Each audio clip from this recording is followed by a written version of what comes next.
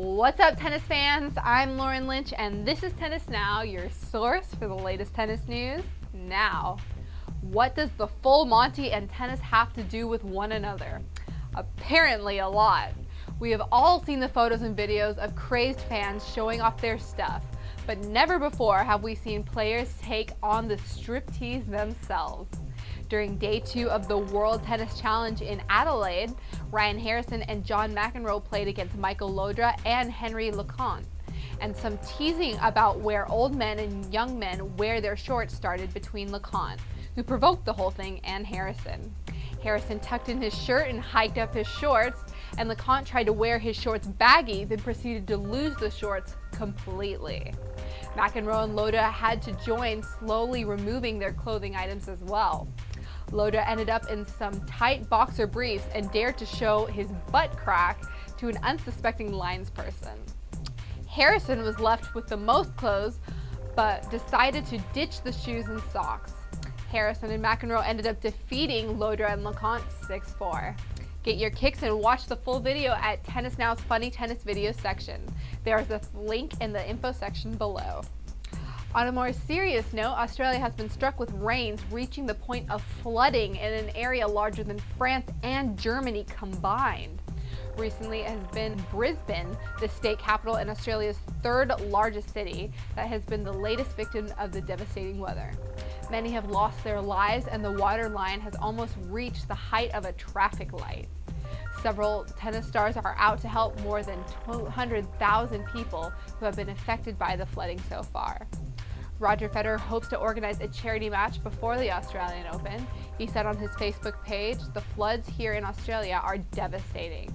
I'm on my way to practice now, and I'm going to speak with Tennis Australia to see if we perhaps can organize something on Sunday to help raise some funds for the people of Queensland who have been affected." Queensland native Samantha Stosur pledged $100 for every ace she serves in the Australian tournaments this summer as a donation that will be matched by the entire ATP and WTA organizations. American player Andy Roddick has donated $10,000 to the appeal.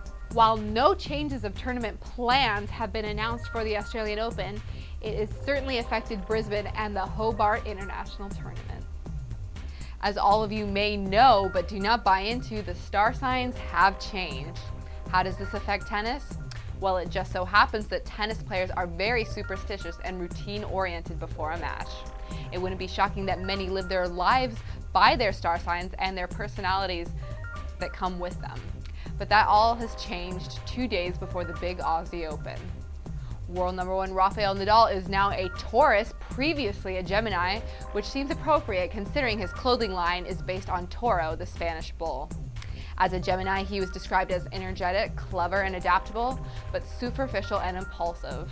Now as a Taurus, his traits are loyal, persistent, and generous, but lazy and self-indulgent. After hearing the personality traits, I think Nadal is more of a Gemini.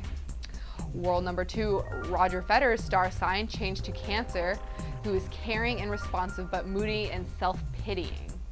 He was previously a Leo, which seems more appropriate as well, considering that the character is someone who is confident and ambitious but melodramatic and stubborn. See if your star sign changed.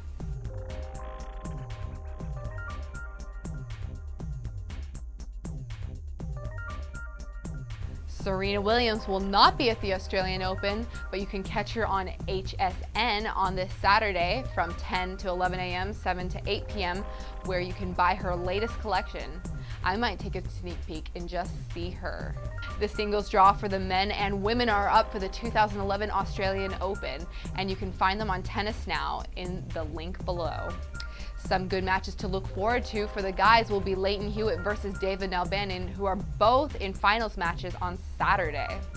Ernest Gulbis versus Benjamin Becker, Juan Martín del Potro versus Dudi Sela, Fernando Verdasco versus Rainier Schwelter, and Thimo de Becker versus Gael Monfils. First seed Rafael Nadal has a seemingly easy start and will play the world number 96, Marcos Daniel. Roger Federer will play Slovakian Lukas Lacko, the world number 99, and Novak Djokovic will have a harder match against Marcel Granollers, who is the world number 42.